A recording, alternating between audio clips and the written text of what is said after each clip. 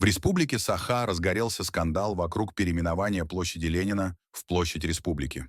Инициатива, предложенная губернатором Айсеном Николаевым, была резко раскритикована федералами. Лидер КПРФ Зюганов обвинил Николаева в провокации и буквально пригрозил Путиным. Если в этих условиях для места сплочения вы занимаетесь политическими провокациями, тогда не место вам в этом кресле.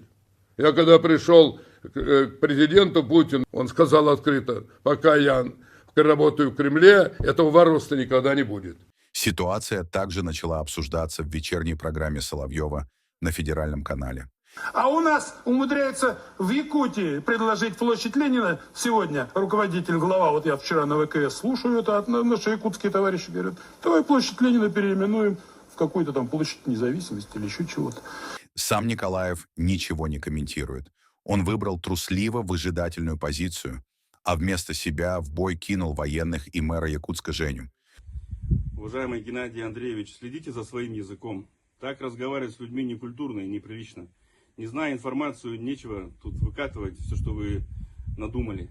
А мы будем отмечать ИСЭХ на площади Республики. По поводу отставки, уважаемый Геннадий Андреевич, это не вам решать, кого отправлять в отставку, а кого нет. Какую-то чушь несете по поводу нацизма и тому подобное.